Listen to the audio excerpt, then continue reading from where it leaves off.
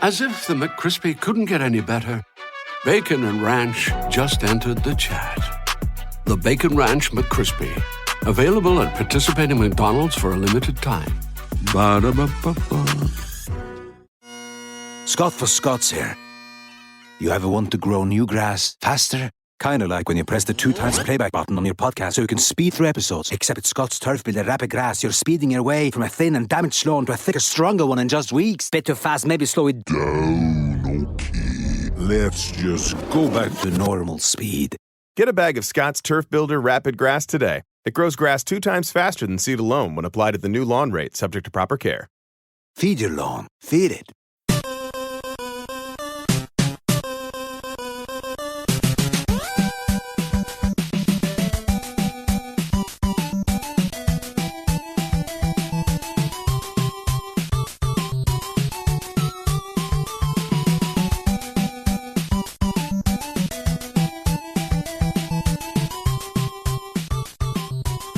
Welcome to the family here on Purple Mafia. I am your host, Paladino Joey, or Joey Awajan. Purple Mafia is available on Apple Podcasts, Google Podcasts, iHeartRadio. iHeartRadio is now on board. Spotify is now on board. TuneIn Radio and all the others I've mentioned at the past. Maybe I'll create a list and show them in the show description one day. Get that all together. I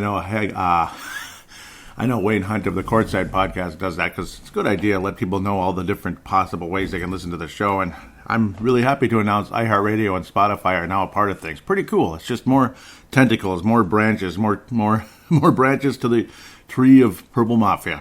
So great to have that thing rolling. It'll be a 3-segment show and the last one for quite a while until probably the preseason.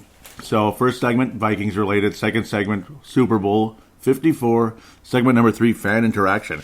So let's jump into our coaching staff. The Minnesota Vikings coaching staff is now set. So Jerry Gray, of course, was removed, and he went on to be the Green Bay Packers defensive back coach. Durante Jones has now been added to be the defensive backs coach for the Minnesota Vikings. He apparently had two-year stints. let that roll right off your tongue. Two-year stints with the Miami Dolphins and Cincinnati Bengals. So, well, we'll see how that works out. Obviously, those two teams not too promising the last couple of years, but, well, we'll see.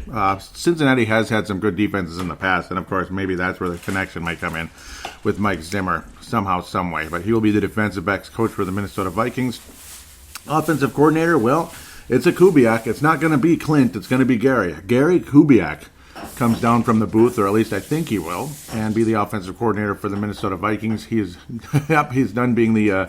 Well, he's still an assistant head coach, but basically he's not like an advisor anymore. Now he's the flat-out offensive coordinator. He is the man for the offense, 100%. Now Clint Kubiak remains the quarterback coach, and maybe he'll be the OC of the future. We'll see what happens with Gary, Clint, and Mike Zimmer. We'll see what happens in the future. So what about the defensive coordinator position? Well, is it going to be Adam Zimmer? Yes. Is it going to be Andre Patterson? Yes, it's going to be both. So I guess we're going to have co-defensive coordinators. I've seen it happen before in the past. Well, we'll see. Hopefully it works out well. When you have Mike Zimmer calling the plays and kind of running the show, I guess it kind of is what it is. There will also remain defensive line in Andre Patterson's case, as he was with Dennis Green way back in the late 90s. And Adam Zimmer being the linebackers coach as well. So it's kind of some busy jobs there. They're basically going to be running the defense together along with their positional coaching jobs. So only 5 guys on defense. Interesting. Assistant defensive line Robert Rodriguez will be helping out with Andre Patterson. And defense quality control Nick Rallis remains with the Minnesota Vikings coaching staff. Only 5 guys on the defensive staff. Special teams remains Marwan Malouf. Love that name.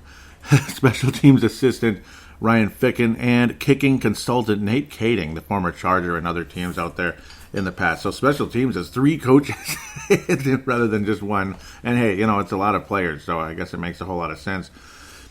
So tight ends coach Brian Perini, wide receivers Andrew Janako, Kenny Polamalu will be the running backs coach. Of course, he's related to Troy Polamalu, who's now in the Hall of Fame, along with a certain Minnesota Vikings guard with we stole from the Seattle Seahawks way back in 2006. Offensive line coach Rick Dennison, of course, outstanding. And assistant offensive line coach Phil Rosher has been added. we'll see what happens there. So, Christian Jones, offensive quality control, and hopefully there's some quality there. Let's get some quality. Offensive quality control as well. AC Patterson, so they're really worried about quality control when it comes to the offense. They might have needed it sometimes, but I don't know, as good as it was, and yes, the head coach is Mike Zimmer. That's kind of hard to imagine, isn't it? So, well, there's your coaching staff. Minnesota Vikings coaching staff is ready to go. All kinds of conversations, rumors, this and that. Should the Vikings trade Stephon Diggs? Should the Vikings look to make a move to trade Stephon Diggs? I have no idea. I'm kind of like neutral on it. Right now, I'm just kind of like, let the chips fall as they may. We'll cross that bridge when they get there. Right now, we're just kind of getting caught up with things. At least we know who the coaching staff is going to be for now. Of course, the general manager, Rick Spielman, blah, blah, blah. You could go on forever with that. So, at this stage, again, we're just hoping and praying. And as the Super Bowl would tell you, no matter how good a defense is, no matter how good that defense is, the way they wall up the Green Bay Packers, just kick their butts, destroy them. You need a great quarterback to win a Super Bowl. You do. Tom Brady had a great defense with him last year, and he still won the Super Bowl as well, even though against a great defense with the Los Angeles Rams. As Jared Goff was rendered useless because of New England's great defense. And then again, Brady was clutch enough to get the job done against that great defense of the Los Angeles Rams. Definitely a defensive Super Bowl last year. This one kind of a bit of both. Kansas City smart defense with Steve Spagnuolo. And of course, we'll talk about that more and more in the second segment. But just saying, that's where the Vikings kind of need to head here. Hopefully this defensive backs coach is an upgrade over Jerry Gray. I believe I called him Jim Gray in the last episode because, I don't know, I must have came out wrong thinking about that announcer for some reason. That's the Gray I'm used to. The form, or not announcer, but sideline reporter or interviewer, basically. One of those guys who can get under people's skin sometimes, I suppose, like he did with Pete Rose way back in the day. That was kind of fun. Jerry Reinsdorf, all those people, he'd get under their skin sometimes. That was kind of he's a funny guy, I guess you could say. But your coaching staff is set. It's a Kubiak. Kubiak will be running the offense with his son. So it's just kind of that type of thing. Adam Zimmer will be running with his dad. So it's one big happy family. Hopefully it leads to bigger and better things. We'll just have to wait and see. I have no idea yet. I think the Minnesota Vikings' hopes of getting a Super Bowl championship will not come through free agency, but from the draft, including signing a quarterback in free agency. It's not getting us a Super Bowl. It's not happening. It didn't even happen with Brett Favre, of all people. So it was kind of too little too late with that one, as great as that team was. And it didn't help that our freaking draft pick, Adrian Peterson, fumbled the ball 19 times in that game. Of course, an exaggeration, but not that far off at the end of the day when you put that together. So again, you just got to hope and pray the Vikings can find the right quarterback somehow, some way. You make the gutsy trade. You do what you do. You move up in the draft to get a guy. It's amazing to think how good San Francisco could have been because Patrick Mahomes was sitting there when they made their draft pick, when they made that trade and they foiled the Chicago Bears to take Mitchell Trubisky, which is ending up being a massive mistake for the Chicago Bears. With that said, we'll talk about the 49ers. We'll talk about the Kansas City Chiefs in segment number 2. But, again, let's talk about, I'm almost jumping the gun here. We'll talk about the addition of Steve Hutchinson being added to the Hall of Fame, so that's always a great thing. You remember he joined the Minnesota Vikings in the offseason of 2006. Poison pill with the Seattle Seahawks, what they used against us to get Nate Burleson, pretty damn good wide receiver, wound up with the Seattle Seahawks with the same exact contract, same exact poison pill, and then the league kind of put the kibosh on that poison pill deal. So I still, I knew how it worked in the past, and I kind of forgot now, but I guess it's so long in the past now it barely matters. But Steve Hutchinson, wonderful guard for the Minnesota Vikings, left guard, kind of carried Brian McKinney for a while. As talented as McKinney was, the effort wasn't there.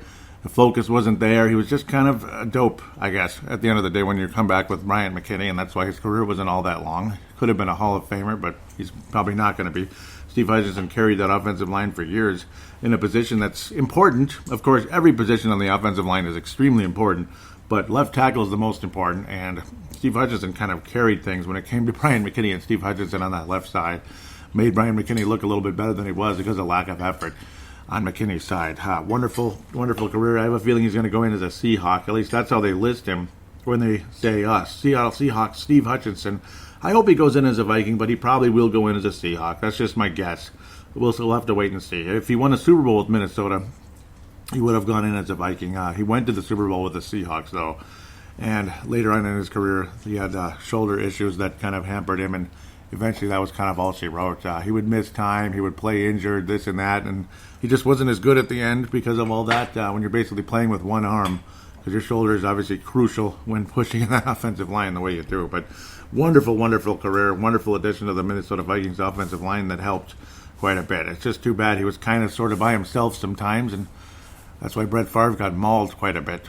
Though by that stage, Steve Hutchinson was becoming pretty banged up and eventually would move on and eventually retire. But wonderful career, great to have him on board the years we did. We also have death of the other side of the line. Defensive end Chris Tolman. A lot of us loved him very much. What an amazing player. Came in as a linebacker for a 3-4 defense. Got moved to the defensive line, defensive end, should I say, and wound up with 150 sacks. What an amazing career. I couldn't believe it when Dennis Green dumped Chris Dolman after 1993. I was just like, no way. Why would you do that? The Minnesota Vikings defense was phenomenal in the early 90s. He was so good in the late 80s as well. Keith Millard and others, and injuries kind of plagued that team, and there were guys that kind of had more of their own agenda versus team agenda, and that's probably one of the main reasons the Minnesota Vikings didn't win a Super Bowl in the late 80s, as talented as they were. Just a crying shame. Chris Dolman, though, was a team guy, was a funny guy. He would lighten things up, always joking around, having fun, but was a hell of a player. And just terribly sad to see him go so quickly at only the age of 58. Wound up with brain cancer, was diagnosed with it 2 years ago when he noticed liquid coming out of his ear. People were wondering what is going on. And then he ended up being diagnosed with brain cancer. And then the day before Kobe Bryant died in his fatal helicopter accident, January 26th, just last Sunday, a week before the Super Bowl. Just one day before that, on the 25th, Chris Dolman tweets out, "I've beaten brain cancer. This is wonderful," basically, praise the Lord, basically. And then just 2 days later, he dies. So absolutely crazy. Just more death going on. You lose Kobe Bryant for a national, international thing. You lose Chris Dolman locally and other teams as well. He played for San Francisco in the late 90s. That was an awesome defense. The 97 49ers was one of the best defenses ever. It's a crying shame. They just couldn't get past the Green Bay Packers. Though I don't think they would have beaten the Broncos in the Super Bowl that year, but maybe John Elway could have gotten some revenge for the drubbing the 49ers put on them in the late 80s. Oh, man, it was like one of those big, like 55-9 type of games, just absolute drubbings.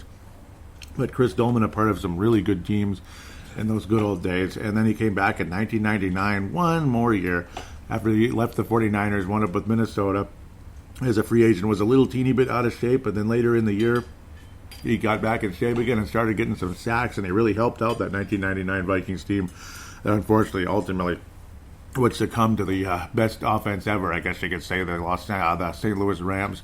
Kurt Warner with that magical season, the 1999 Rams that went on and rolled to the Super Bowl title, though Tennessee kept them in check for quite a while, but just could not quite get in the end zone. Rams go on to win. It was nice to see Chris Dolman with the Vikings again. It was awesome. I loved it. It was just a bummer, he was already 38 years old. He wasn't going to last forever, but you're hoping maybe somehow Jeff George and the Vikings could get a Super Bowl championship and Chris Dolman could retire with a ring at the last second. But it unfortunately was not meant to be at the end of the day.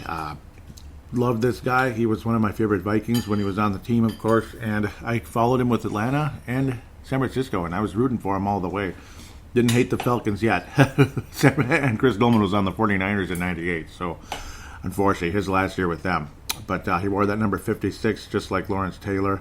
Spectacular player. Again, coming in as a linebacker, that's why you see defensive end with 56, because he was a linebacker initially. Pass rushing outside linebacker, ultimately ends up becoming a defensive end and has a Hall of Fame career, just like John Randall. Spectacular. Was more highly touted than John Randall. Obviously, John Randall wasn't even a draft pick, and he winds up getting to the Hall of Fame as well. Great teams in those early 90s. Lots of fun, and God bless Chris Dolman, and thanks for thanks for the run you had in the NFL, and an even better guy off the field. We will give Chris Dolman a moment of silence. So God bless Chris Dolman and his family. Well, yep, definitely a sad moment there. With that said, that's pretty much going to be it for Minnesota Vikings conversation. We should jump into the Super Bowl right about now. And if I was going to bet the under, which I would have, just a click of a mouse, basically, or click on a cell phone screen, I did pick the under on one of those little contests, whatever the heck it is. I picked the under, and I would have been right. Under 54. It was under 54, but the 49ers still didn't win. Crazy. We'll talk about that right after this.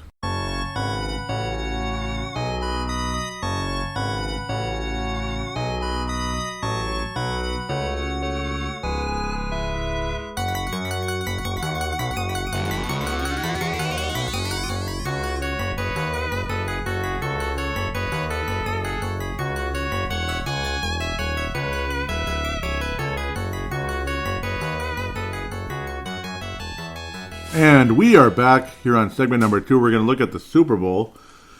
The Kansas City Chiefs end up winning 31-20, Super Bowl 54. Things looked okay for San Francisco. They started off the drive very nicely, getting some first downs. They wind up only having to settle for a field goal, unfortunately. They get Kansas City for a 3-and-out early, which made me feel good because, yes, I favored San Francisco in this game. I would have liked to see San Francisco get the job done, but I'm not that disappointed. It's nice to see Andy Reid finally get his ring, and as Sebastian would put it, our conversation before the Super Bowl, Sebastian Barton talked extensively about, hey, it would be good to see Patrick Mahomes get that opportunity to be the face of the NFL, and that's what the NFL wants, and they got it. Patrick Mahomes will be the face of the NFL for an extended period, I'm sure. Tom Brady definitely had his time, and unfortunately, I think that time is probably up. Bill Belichick made sure to display his 6 rings for the camera when he was named to one of the top 10 coaches all time in that NFL 100 deal. Nice to see a couple of Minnesota Vikings get in that group. Alan Page, of course. I didn't see Fran Tarkenton make it. That's just interesting. But a lot of great quarterbacks have been in the NFL, and a lot of good guys were named, and deservingly so. Nice to see Randall McDaniel get on there. Again, Alan Page. And it was a great moment to see those guys get named at the end of the day. We'll continue to move forward. Jimmy Garoppolo, definitely they were definitely passing the ball more often. The run was stopped early, and then it started to pick up a bit. San Francisco started to show some promise getting the run going, but it never really, truly got going like it did against the Green Bay Packers, unfortunately. Debu Samuel had some moments. He had the longest run of the day.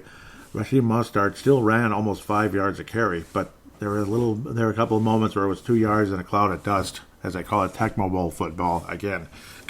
There was 8 men in a box ready for him as he would sweep to the left, and then it was just boom, down he went. Damian Williams had another big moment, but that was much, much later in the game. Kind of like against the Minnesota Vikings when he ran for 91 yards, and that was a dagger in a big way.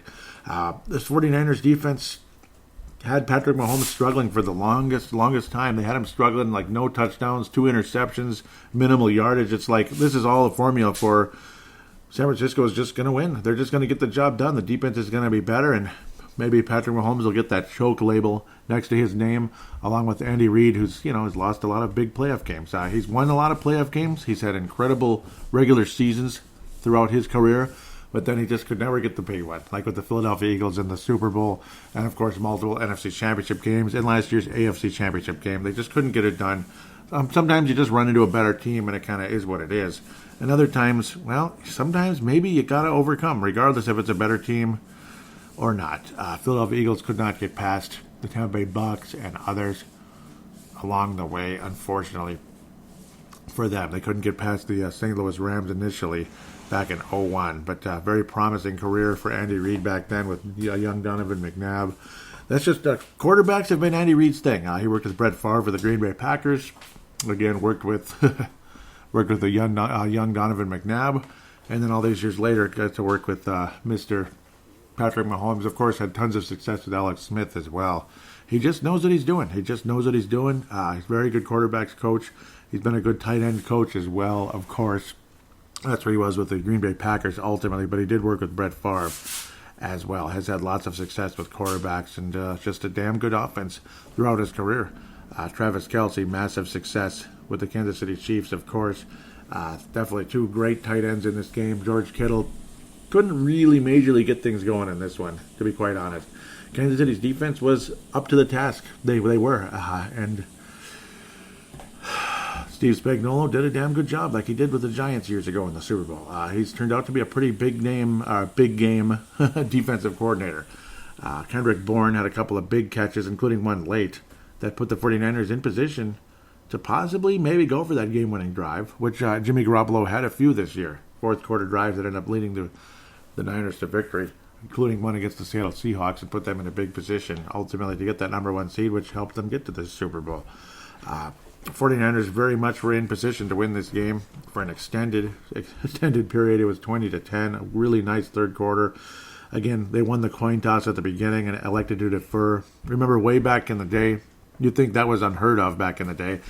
And then whenever I'd play the little video games years ago, and I'd win the coin toss, I'd always defer. It's like I was ahead of my time, I guess, and people eventually caught on to that, thankfully. And no, it's just me and playing video games, but I always thought it's a good idea. I mean, getting the ball in the second half, little momentum, and, you don't want to see the other team get the ball at the start of the second half. It's a disadvantage, especially if you're ahead. If you're ahead and you get the ball in the second half, what a big thing. And if you're behind and the other team has the ball to start the second half, you're at a massive disadvantage. So that's kind of how things were there. But things looked oh so promising. The running game was starting to work. They were forcing Patrick Mahomes into multiple turnovers. He did fumble the ball twice in the game, but luckily for Patrick Mahomes, none of those fumbles ended up being turnovers. They were recovered, or one of them got batted out of bounds, which pushed them back a couple of yards. Then being the Kansas City Chiefs, of course. Patrick Mahomes he could have had 4 turnovers in the game, and imagine if those fumbles were recovered by the 49ers. It would have been interesting, and could have been a different day for a lot of Chiefs fans and NFL fans alike, seeing Patrick Mahomes as the best quarterback in football. That 49ers defense had the recipe to defeat him in this game. It just didn't work out in the end, because Kansas City and Patrick Mahomes, that's kind of the title of this episode, and the title of this Super Bowl is Three-Peat Comebacks. The way they came roaring back from 24 down against the Houston Texans, wound up scoring 51 points. Texans would score one more touchdown in that game, and it was a garbage time thing. 51-7 basically from there on forward. They fell behind against Tennessee in a big way, and then came roaring back and beat the crap out of Tennessee. It was like no doubt. They were losing 20-10 with only 7 minutes left in the fourth quarter. Kansas City had an opportunity to have a dagger of a drive. Run the ball, get a couple first downs, burn that clock, maybe kick a field goal or score a touchdown. The 49ers would be world champions today if that happened. But that Kansas City defense forced that 49ers team, after getting a first down in the first series, wound up shutting down San Francisco in a big way. And then came the fateful drive with Patrick Mahomes with that deep pass completion. And a guy with a big mouth was pretty quiet later in the game. He just got beat multiple occasions, that being Richard Sherman. Of course, the deep pass ultimately completed to Tyreek Hill. Actually, that was Sammy Watkins down the field. No, that was the Tyreek Hill one, 44 yards down the field. And this was right when people were thinking he wasn't having the best game in Tyreek Hill's case. And then there it was. The announcers were literally saying, Joe Buck and Troy Aikman were talking about, literally, like Kansas City just hasn't had that big play today, and they need it now. Trailing 20-10 with less than 7 minutes left. Patrick Mahomes hurls the ball up. 44 yards later, Tyreek Hill brings it in. And he was targeted 16 times in the game. Again, did not have his best game. Dropped some sure passes. Tyreek Hill was able to make the reception. And things changed dramatically from there on. And you could kind of see it coming once that happened. San Francisco would quickly get into the end zone. Travis Kelce. And there was just a momentum change. You could just feel it coming right then and right there. San Francisco, again, opportunity. Just bring the ball down the field and score. Eat up the clock. It's simple as that. You're ahead. You still have a chance to just get this done and win the game. But they have another 3-and-out, or at least a legitimate 3-and-out. It was their first 3-and-out of the game. And then next thing you know, things just continue to snowball for the 49ers. The Chiefs wind up taking the lead on another good drive. Damian Williams, the touchdown that he had. Oh, my. Well, no. Who was the one? Nope, it was the other guy. The touchdown it was a reception. This one by Damian Williams. He had a couple of touchdowns. Yep, it was Damian Williams. But I'm thinking about the run. Another completion. This was on 3rd and 15. That was just a huge completion. And then ultimately Damian Williams, who I thought stepped out of bounds before he got the ball over the plane. But the referee saw it differently. I thought Damian Williams is out of bounds on the play. It was definitely a debatable call, I would say. I thought he stepped out of bounds, and it should have been Chiefs' ball at like the 2-yard line, the 1-yard line. But they say he stepped over. And when I saw the hands go up, I just yelled, "No way!" He was out of bounds before. But I guess it was a closer play than they thought, or than I once originally thought. And ultimately, the call was not reversed, and Damian Williams was rewarded the touchdown, which pushed the Chiefs ahead. Next thing you know, Garoppolo can't do a whole lot of anything. And it was just extreme frustration, major frustration for Garoppolo and such. And next thing you know, the handoff to Damian Williams was very similar to what took place. This was after the Chiefs failed on fourth down, actually is what I'm trying to say. The 49ers failed on fourth down, and other key too, the Chiefs were able to convert on both of the fourth down attempts they had that were very crucial points of the game on multiple occasions, kept the Chiefs alive. I mean, they don't convert on those fourth downs, they probably don't win today. Just a lot of big clutch plays and just big misses by the San Francisco defense that was so good all season. They just could not finish off the big plays that would have put the Kansas City Chiefs on ice. It just was not meant to be at the end of the day. 49ers were going for it, 4th and 10. Ultimately did not work out. The Chiefs take over, and it's simply a handoff to Damian Williams, and away he went. Similar to what happened with the Minnesota Vikings with a 91-yard return. Damian Williams' run was not nearly as long, but it was long enough. There's no doubt about that. It was long enough. It was just off he went and into the end zone, and next thing you know, they're up by 11 points, and there was little to nothing Kansas City could do at that point. Pretty much everybody knew that the game was over, and the Kansas City Chiefs would be celebrating their first Super Bowl championship in 50 years. Huge moment for the Chiefs, huge moment. The pressure on Jimmy Garoppolo in that fourth quarter was really a sight to see. I mean, the 49ers, again, I just will keep saying, it looked like they had this thing. It really did. It really looked like they had this thing, up 20-10. But then the momentum changed so much in that fourth quarter. But to the fact that it was still 20-10 with 7 minutes left, Kansas City, I keep getting them mixed up. San Francisco just burns the clock a little bit and winds up even kicking a field goal. That might have been enough, but if they get in the end zone, it absolutely would have been too much for Kansas City to come back from. But you look at what happened in that fourth quarter, ultimately 24-0. That pretty much tells the story of who was the better team in the game and who was the team that was destined to win the Super Bowl. Andy Reid, over 20 years of coaching, going back to 1999 with the rookie Donovan McNabb, a Philadelphia Eagles team that was starting from scratch, and the competitive team that they put on that field for years, about 10 years there in Philadelphia. Getting to the Super Bowl, getting to the NFC Championship game so many times. Remember how they couldn't pass the Arizona Cardinals in 2008. That was the last big chance in Philadelphia with Donovan McNabb and Andy Reid. And hard to believe Andy Reid's been in Kansas City 7 years already. This was his 7th season, but, well, 7th heaven for Kansas City. Nice to hear what the owner said. Again, also thanking the Lord and all that for such a great team and such a great organization. Again, run originally by Lamar Hunt, and of course he was the original owner and founder of the team, going all the way back when they were in a different city with a different name, years and years and years ago. But great success for Kansas City. Obviously, I love the history with the 49ers, love the logo, love all that. Kansas City, I mean, one of the main reasons I wasn't super excited about them winning it was, who's the team that beat us back in 1969? It was the Kansas City Chiefs, but at the end of the day, who's to blame for the curse of 1969? Was it Len Dawson and the Kansas City Chiefs, or was it the Minnesota Vikings themselves? At the end of the day, you know the answer. You know the answer. You're favored to win that game, you need to go out there and get the job done, and that Minnesota Vikings team did not do it. A lot of people would agree that this was probably the better team. The team that was destined to win this game ended up winning the game. They were just a little bit better at the end of the day, but San Francisco put up a hell of an effort, and the fourth quarter was just not meant to be. You have your new face of the franchise, the face of the NFL, and Patrick Mahomes. I'm sure a lot of people very pleased with that. And again, Andy Reid, maybe he'll get another Super Bowl before he retires at the end of the day. Looks like football's his life, and good for him. 61 years of age and still going strong. I mean, Mike Zimmer's about the same age, so there's still a chance for Mike Zimmer, I would hope, someday. We never got to see Kansas City in a Super Bowl in my lifetime. At least I didn't. Some people did.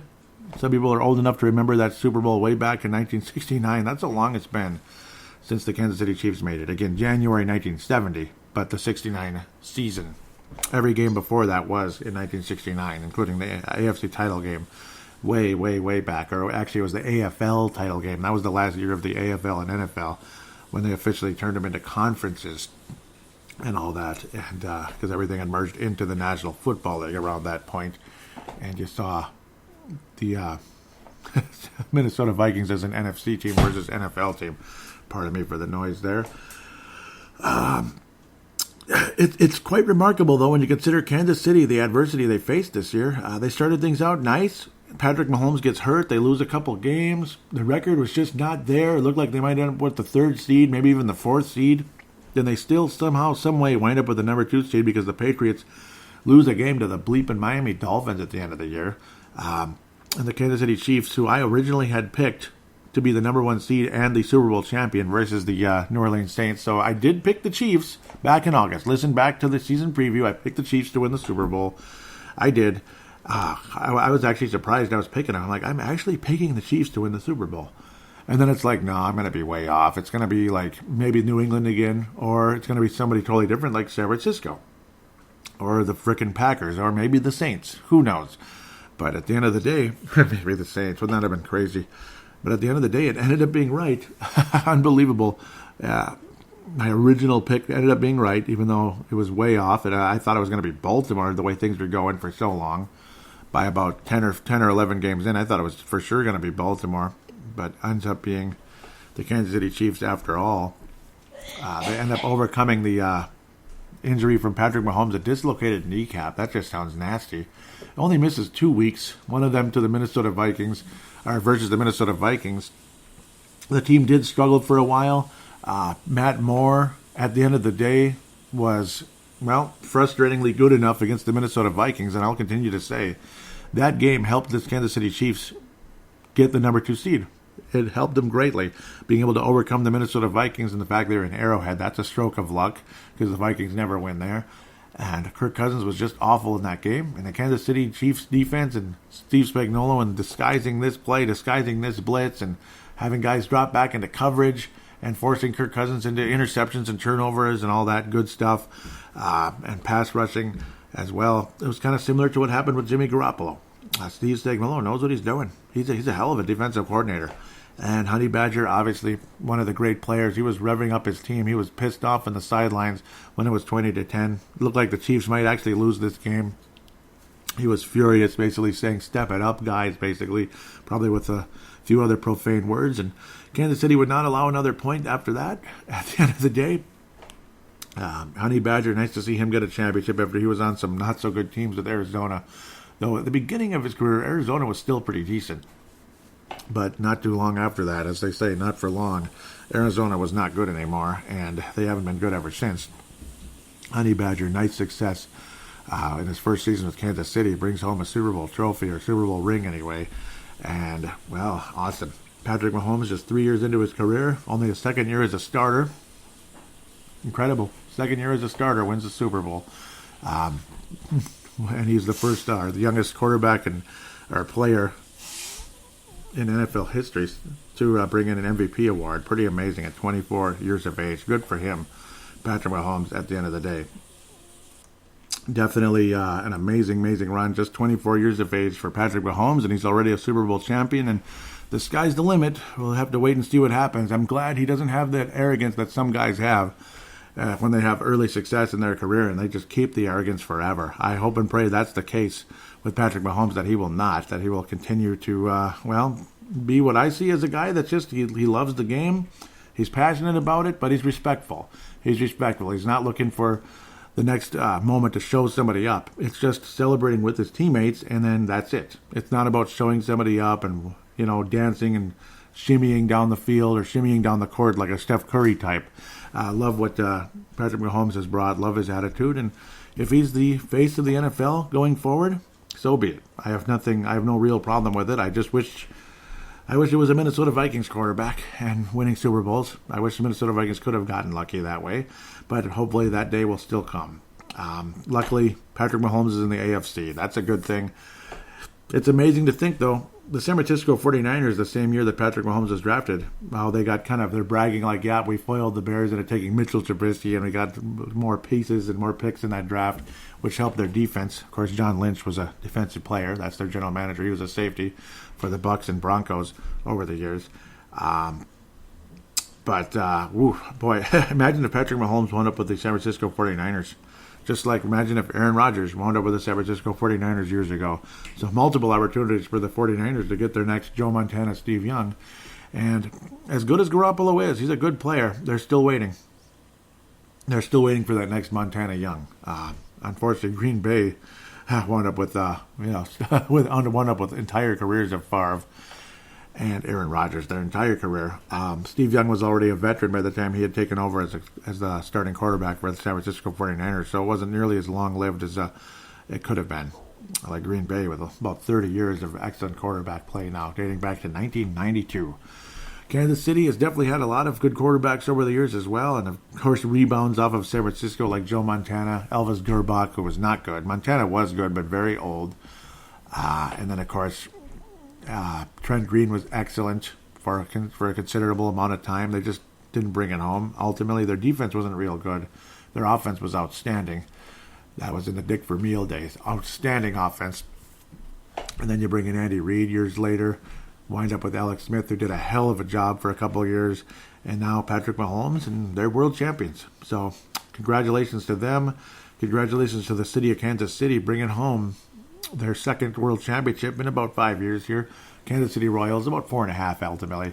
Kansas City Royals won their first World Series since 1985 and 2015, so a 30-year wait there. 50-year wait for the Chiefs to go from their first World Super Bowl to their second. So big gaps in both cases and massive comebacks way back in 85 for the Kansas City Royals. They were trailing 3-1 in the American League Championship Series and 3-1 in the World Series, and ended up winning both of them. Congratulations to that old Royals team with George Brett leading the way.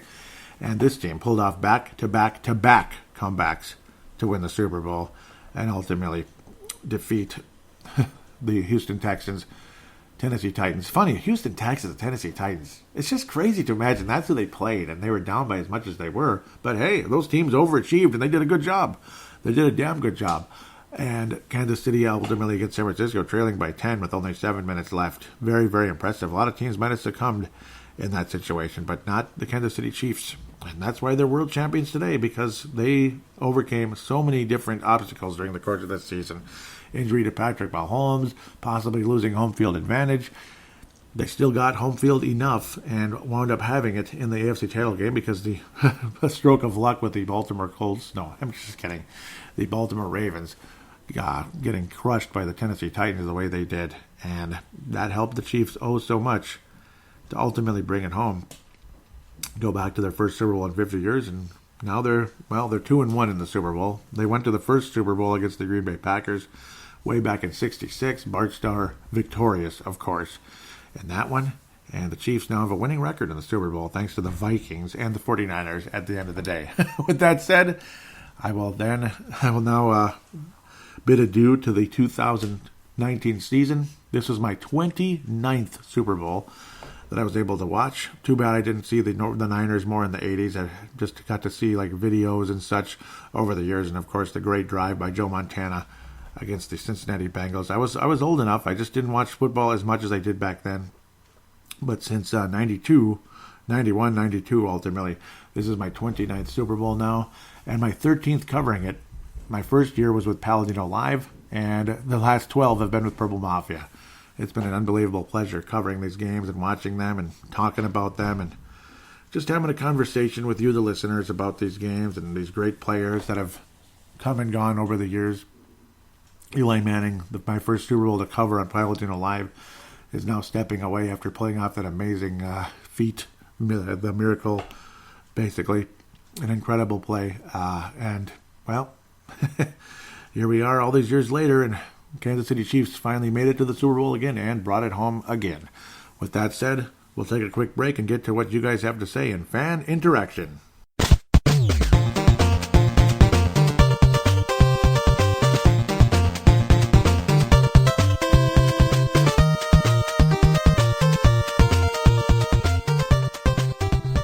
And we are back here on Purple Mafia, segment number 3, fan interaction segment. Let's get to the Twitter right away. At Purple Mafia Show, at Purple Mafia Show. Want to thank Vince Germano, at Vinrock44, and Tanae Brown out of New Zealand for retweeting the show. Vince Germano was out of Australia, Tanae Brown out of New Zealand. Thank you guys so very much for that, for retweeting the show. Mad Martin out of Northern Scotland says, after watching the Packers, I don't feel so bad by the Purples' defeat. The 49ers hardly need a quarterback with that ground game in D. And boy, I thought Garoppolo was fine in that game. He wasn't that bad, but down the stretch, it seemed like in that fourth quarter, he seemed to kind of lose his marbles a little bit. But I don't know. Most quarterbacks would when there's constant pressure. Even Patrick Mahomes was getting beat up pretty good for a while there, and he fumbled the ball multiple times in that game. So don't forget, Patrick Mahomes would have been ultimately called a choke, I think, at the end of the day, the way things might have turned out for the Kansas City Chiefs. Imagine if things didn't turn around at the last 7 minutes of that game. Very possible.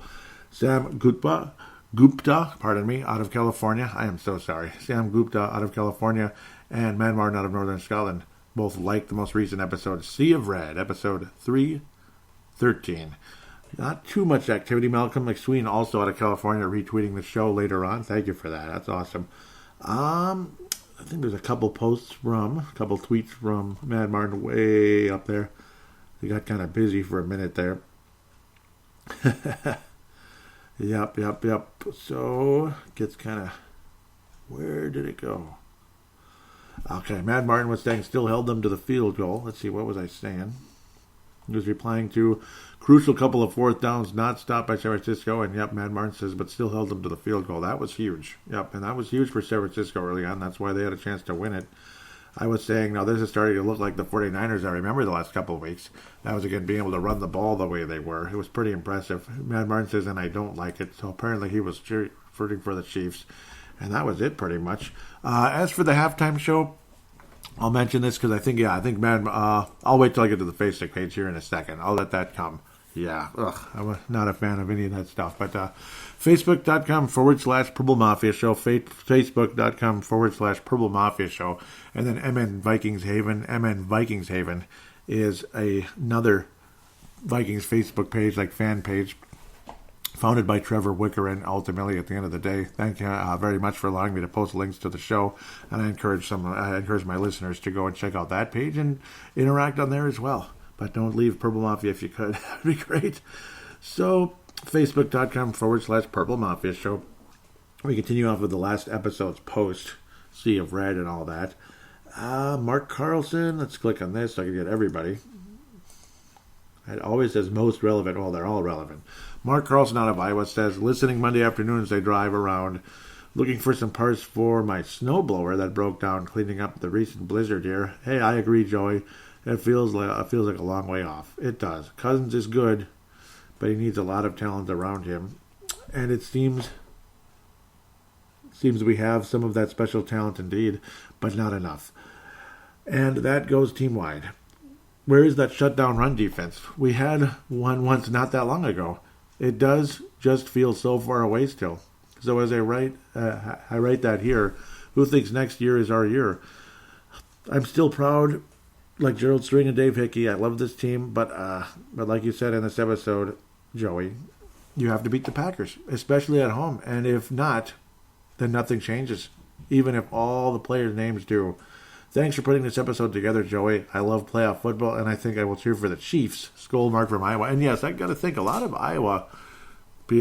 people from Iowa are, are Chiefs fans, or they'll consider that like a second favorite type of team, like a rooting interest as you head into the postseason. Oh yeah, look at that. Yeah, Mark Carlson loading that. It looks like a car stereo. That's pretty cool. Car vehicle. It's not a stereo anymore, but then again, yes, it is still a stereo. Mark Carlson says missing pieces. Someone dangerous in the return game like CP84. We have no one on the roster that is such a threat that they kick the ball away from him. Dave Hickey says, it's tough sledding being a Viking fan. That's for sure, Mark. We just always seem to run out of gas at the end of the year. Other than in the 70s, they had a whole team of future Hall of Famers that never won the big one. Then about 50-year break from the big game.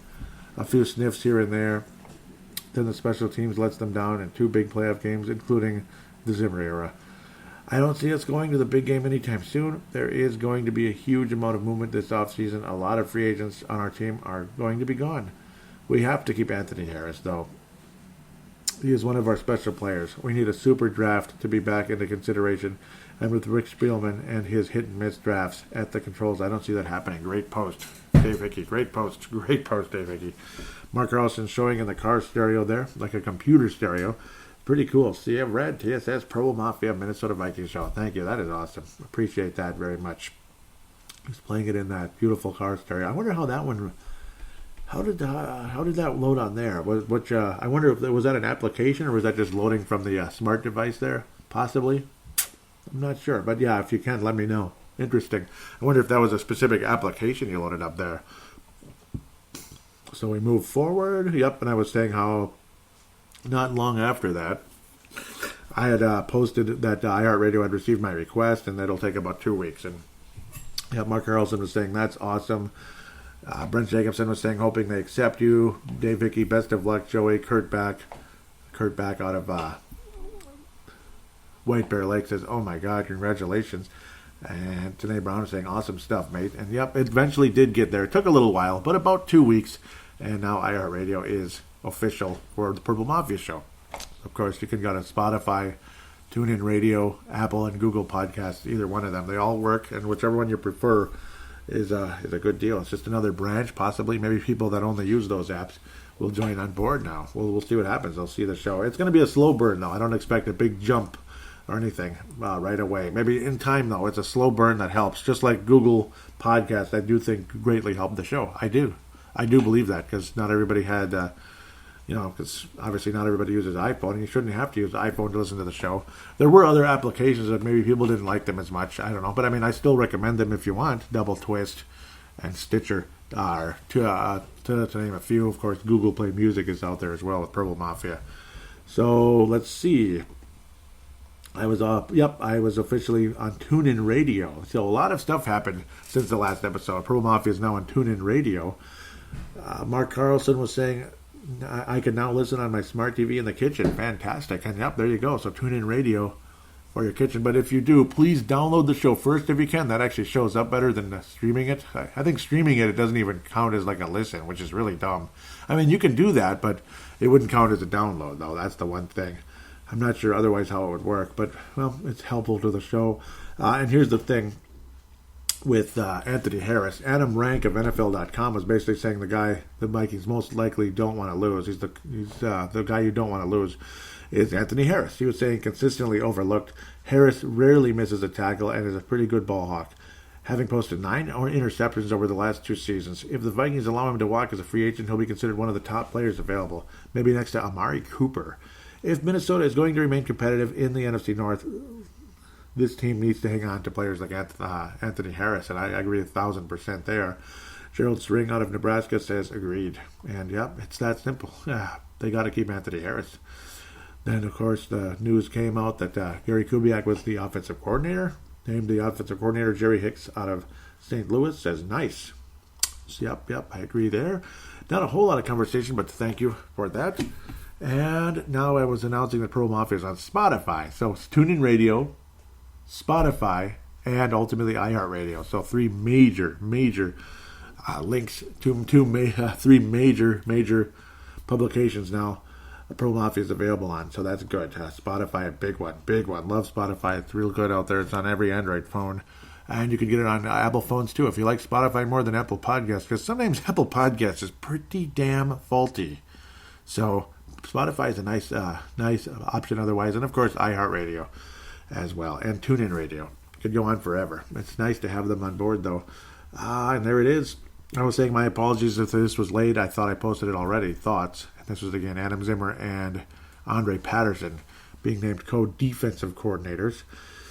Brett McCarthy was asking me what I think. I was saying I'm kind of meh about it. To me, it reeks of the final year of the coaching staff, like when Looney was Mike Tyson's OC, and I kind of do lean that way, but we'll see. Al Burton simply does the thumbs down. I asked Brett McCarthy what his thoughts were, and he says same, basically, like he's not too impressed. So, yeah, not too impressed, but we'll see. I mean, hopefully it works out great, but I don't know. It's kind of just seems like they're almost like screwing around a little bit. And they were saying Chris Dolman has passed away. The Daily Norseman This one generated a bit of commentary, I would have to say. And, of course, all comments are relevant, damn it. John Thompson says, wow, R.I.P. He was an absolute beast on the field. Mark Carlson says, awesome player. I can't believe the news. Josh Mayer Henry out of Colorado says, one of my favorite all-time players. Sad to see him go. Heather Hagedorn says, I didn't even know he was sick. He was one of my faves growing up. I agree. Kurt Back says, too young. I agree with that, too. Dave Hickey, Iowa, says, this is the first I've heard of this. That is truly sad news. It's Vikings I'll just start over. I'm jumping all over this one. This is the first I've heard of this. This is truly a sad piece of news in Vikings history. He was one of the all-time greats, and he really was. Brett McCarthy says R.I.P. And Margaret still had mentioned John Thompson to join the conversation there. 11 shares. Wow, so people are very intrigued by that one. But again, sad to see it go that direction. So there it is, the release of the Minnesota Vikings on iHeartRadio. Finally, big news breaking.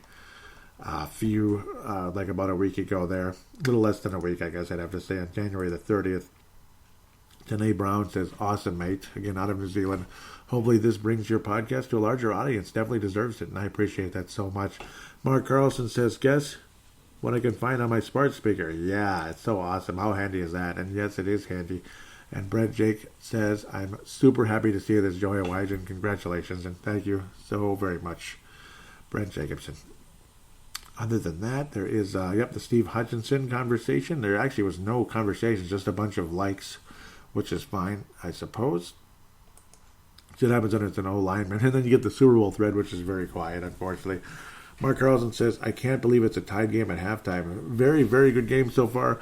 I'm not sure that Kelsey pushes off or not. Yep, that was a big, big, big call. But like that the flags, for the most part, have been few and far between. This halftime show is, I have no words. Yep, and I'll get to that right about now. Yep, I'll get to it. I'm going to see what Jesse Ball said first. He said, I'm rooting for the Chiefs because the Niners have too many championships already. Let's see what you got, Andy Reid. And he did have it. And there it is. Dave Hickey also says the halftime show was one wardrobe malfunction away from R-rated. And yeah, I didn't like it. Okay, I'll just suffice to say I didn't like it. It could have been worse. What did Mark say here? I was saying I'm not a big fan of it either. And Mark Carlson says, like you, I usually find something to do at halftime, especially during the Super Bowl. Me and my friend Paul wanted to watch it for once, just to see what kind of bullcrap propaganda there was. And let's just say there was some bullcrap propaganda. I won't get into it at this moment, just because we'll keep the politics out of it. But there was some bullcrap propaganda. There was, and of course I don't know. Let's just say it was very inappropriate to go along with the bullcrap propaganda. It was very, very inappropriate. I did not like that. That was not the best. Okay, sure. As a male, that's nice to see and everything, but you got to look at the big picture. Is that really appropriate for like all audience, like everybody in the world to watch? Was that really appropriate? I say no. Nice to look at as a man, yes, but as a general viewer, where it could be of all ages, and I mean all ages, like all the way down, like 3-year-olds and stuff. Was that appropriate? Absolutely not. So I think they're getting way too out of hand, and I don't think it's ever going to get better. I don't. I think things will just get worse before they get better. Unfortunately, that's where we're headed as a society, I think. That's just disappointing. At the end of the day, it's just my take of it. Okay, here we go. Mark Carlson, wrapping up this section, says, well, that was the most entertaining Super Bowl game in recent years. Each team seemed totally capable of taking the trophy home. Sad to see the season close, though. I love Sunday football and the faithful Purple Mafia Show podcast that follows each week. Thanks for a super job this year, Joey Wygen, and thank you again, Mark Carlson. I can't thank you enough for what you had to say there. Can't thank you enough, and I agree with all of you that with what you guys had to say about the halftime show. Apparently, Brent Jacobson. Apparently, Sebastian Balls loved it, and yes, that's the other side. He loved the images that he was seeing and the actions that were being performed. The movements, we'll say. Again, as a man, yeah, okay, sure, nudge, nudge, wink, wink. But as a Again, come on. As a general audience, do you think that was appropriate? No, that's not appropriate. Like where it's just for everybody to see that? That's not appropriate at all. Not even close. So that's where I was a little bit irritated with it at the end of the day. And the bullcrap propaganda, of course, there's going to be. And of course, several commercials, there was more bullcrap propaganda. But that's just, again, the way things are these days. Bullcrap propaganda everywhere you go. I say take the red pill and throw that blue pill out the window. That's all I got to say about that. So that's all I got to say about that. For this episode, the stars are going to go. Mark Carlson's going to get a platinum-plated gold star. What an awesome show for you, Mark Carlson. Thank you for being a major part of things on Super Bowl Sunday. Can't thank you enough. Dave Hickey is going to get a gold-plated silver star. He's right up there at the top. In fact, I could almost have those two guys sharing the gold star. That's how good both of them were. Iowa rules, man. Iowa rules. And the rest of you that posted, you get a bronze star. You know, Jesse Ball's going to get a bronze star. Can't thank you enough. Mad Martin's going to get a bronze star. Kene Brown's going to get a bronze star. And it's not just because, I mean, hey, I appreciate the interaction, and none of anything what you guys said, Sebastian Barnes going to get a bronze. None of anything what you guys said, Brent Jacobson, he should get a silver, actually, as well. Awesome. Wonderful. Thank you guys for the support to this show for a long time now. My 12th Super Bowl on Purple Mafia, 13th overall when you include Paladino Live way back at the beginning. As now I've been doing podcasts for 12 years as of January 28th. My first podcast on January 28th, 2008 was a preview of the Super Bowl and review of the NFC and AFC title games where the Patriots and Giants would clash in a 16-0 versus a 10-6, and the 10-6 won. The 10-6 won, yep. The second second episode was about the Super Bowl that year. What an amazing moment that was at the end of the day. So with that said, I want to thank all of you guys so very much for being a part of this show and for being a part of the 2019 season of Purple Mafia. The next episode will be State of the Vikings 2020. State of the Vikings 2020 as we ring in the new decade.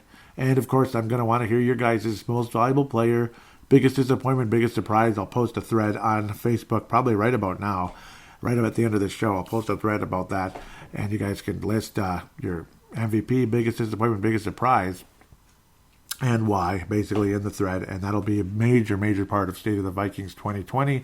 There will be at least three new inductees into the Purple Mafia Hall of Fame. I know who they are for sure. Two of them come from the same state, and another from a very different state that has not been named yet. So those are just little, subtle, cryptic hints as to where we're heading into the 2020 Purple Mafia Hall of Fame induction. I think I'm going to stick with three. I think that's better. Then I don't have everybody already in it, so there's nothing to look forward to anymore. I don't want to just rush, I just met this guy this year. He's in. No. It's going to be people that have been around for a number of years now, and they're going to get in. It's going to be three people. The class of 2020 will be three. They will not be announced until pretty much the end of the next episode. So welcome on board for those of you that have been welcome on board for those of you that are going to come on. That's just a little hint. You'll eventually find out when it happens, and hope you're listening. Promise me you'll listen. That's all I got to say at the end of the day, those of you that have been around for a while. So again, better give out the contact details, of course. The show description will hold the Facebook page and the Twitter account. Also, again, there's the email address, paladinolive@yahoo.com. paladinolive@yahoo.com. That's for you to send an audio submission if you'd like to do that, where it's basically like a phone call. Every smart device on the planet is a free voice recording application. Simply open it, click record, talk for 3 to 5 minutes, something like that. And of course, if it's a very special occasion, there's really no limit. It'll be just green light. Go as long as you can, especially if the Vikings win the Super Bowl. But at this time, probably 3 to 5 minutes. Talk about the draft, talk about free agency. If you want to throw in your take about the Super Bowl or whatever, maybe a call that you didn't agree with, the push-off with George Kittle. He would have had a huge reception there that might have put the 49ers in position to kill the Chiefs, but unfortunately, that just wasn't meant to be. I didn't even mention that because I was so distracted with other things during the course of that game review. So I deeply apologize for that. That was a huge part of things as well. A push-off, and of course, compared to the Kyle Rudolph push-off in the end zone, that was not called against the Saints. And most people would agree it was just hand play, so to speak. But you could have maybe sort of said the same thing with San Francisco, Kansas City, but I don't know. He extended his arm a little too much, I guess, did George Kittle. But no, the free voice recording application, again, treat it like a phone call. When it's done, hit stop, save it, and email it to paladinolive@yahoo.com, paladinolive@yahoo.com. I will then convert it into an MP3 file thanks to Zamzar.com. I'm more than willing to give them a free plug because they give me a free service, because these calls are not a big enough file that they need to charge me any money.